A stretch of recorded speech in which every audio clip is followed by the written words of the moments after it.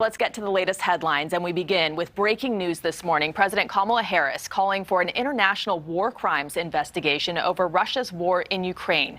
Speaking from Warsaw, Poland, the vice president also reiterated the United States' support for NATO and Ukraine, but she did not budge on sending Ukraine additional Polish fighter jets, aircraft that Ukraine's president says he desperately needs. Joe Khalil is in Washington, D.C. this morning. He has more on what the vice president told the world this morning. Joe?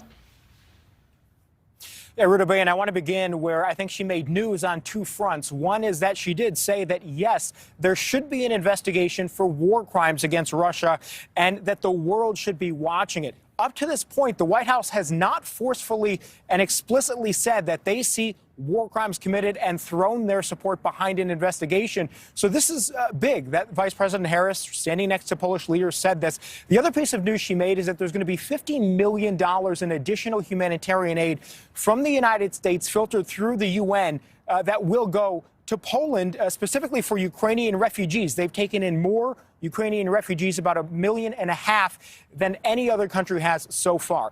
She also made very clear that she's there because NATO is shoring up their alliance, that the partnership between Poland, the U.S., and other NATO countries is very tight.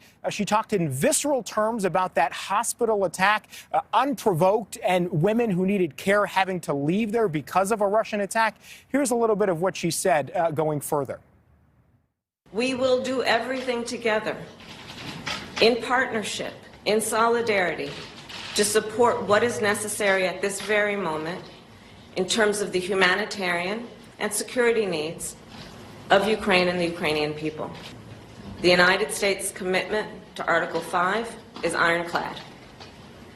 The United States is prepared to defend every inch of NATO territory.